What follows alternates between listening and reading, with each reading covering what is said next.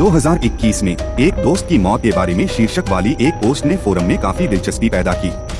दाकिया Xiao QE ने 10 साल के उस दौर के बारे में बताया जिसने उसे अपने अतीत से बाहर निकलने में असमर्थ बना दिया था। जियाजिंग एक अच्छी जियाओ क्यूई है, लेकिन वह अभी भी एक अंतर्राष्ट्रीय स्कूल में पढ़ रही है। कक्षा में जियाओ झू नाम की एक सहपाठी है जो चीनी जापानी विवाह की छात्रा है। दोनों एक दूसरे को समझना चाहते हैं और जल्द ही दोस्त बन गए। जियाओ झू शंघाई में एक छोटे से घर में रहती थी और मिडिल स्कूल से स्नातक होने के बाद वह अपने माता पिता के साथ चीन वापस चली गई। दोनों ने धीरे धीरे संपर्क तोड़ दिया। यह 2015 की गर्मियों की बात है। खाने के दौरान जियाओ झू ने उस साल प्यार में पड़ी लड़कियों की बात सुनने की जरा भी कोशिश नहीं की। वह इतनी खुश थी कि अपनी हंसी नहीं रोक पाई। खाने के बाद वह शिबोयुआन ओल्ड टाउन के पास से गुजरी। लोहे के गेट के पास वाले सुरक्षा हॉल में कोई नहीं था। चांदनी रात में जियाओ झू ने अचानक अपना सिर घुमाया और उसकी आंखें चमक उठी। क्या तुम अंदर जाकर देखना चाहोगी? जियाओ क्यूई के जवाब दिए बिना उसने लोहे की बाड़ पलट दी। यह बूढ़ा आदमी लड़ाई भी गर्मजोशी से भरी और आकर्षक है। इस समय वह किसी और ही इंसान जैसा लग रहा है। जिले की सभी इमारतें रंग बिरंगी पवन चक्कियों से ढकी हुई हैं।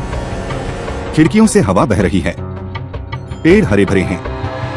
नगर भवन से निकलने से पहले जियाओ झू ने अचानक अपना सिर उठाया और दरवाजे का ताला जोर से बंद कर दिया। टूटी हुई जंजीर की आवाज पेड़ पर कौवे की आवाज जैसी थी। जियाओ क्यूई ने देखा कि दोस्त की सीधी सादी बातें बहुत ज्यादा थीं। वह बहुत उलझन में थी। जैसे ही उसने आंखें खोली, लकड़ी की खुशबू और सुंदरता गायब हो गई। हॉल का अंधेरा रात के अंधेरे जैसा था। यहाँ आने से पहले जियाओ झू अंधेरे में चल रही थी। यहाँ आने से पहले जियाओ झू अंधेरे में चल रही थी। स्पोर्ट्स शूज शीशे पर थे। क्लिक की आवाज आ रही थी। जियाओ क्यूई कुछ देर तक उसका पीछा करती रही।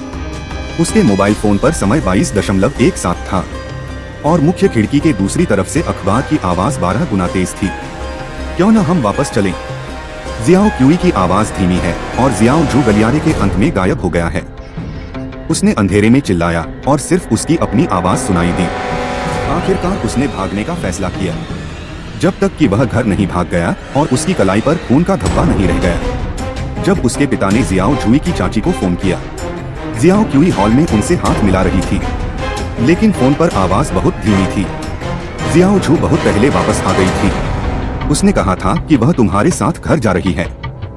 रास्ते में उसने ग्वांगडोंग का मास्टर भी खरीदा था। अगले दिन जियाओ झू को गुस्सा आया और उसने कहा कि वह रात के खाने के बाद वापस जाएगा। उसने अपनी चाची के साथ एक टीवी कार्यक्रम भी देखा। जियाओ की को बाद में पता चला कि जब वे शिबोयान में थे तब उस कार्यक्रम का प्रसारण समय बिल्कुल भी बुरा नहीं था। कई दिनों बाद वह फिर से छात्रावास गया और पाया कि ताले पर एक नया निशान लगा था। रेस्टोरेंट का पिछला दरवाजा सीमेंट से सील कर दिया गया था और कोई दूसरा निकास नहीं था। जियाओ झू के जापान लौटने के बाद उन दोनों के बीच की बातचीत हमेशा अगली सामग्री में रहेगी। 2021 में जियाओ की के दोस्तों को जियाओ झू की मृत्यु के बारे में पता चला। चाची के अनुसार 25 साल की उम्र में नींद में दिल का दौरा पड़ने से उनकी मृत्यु हो गई।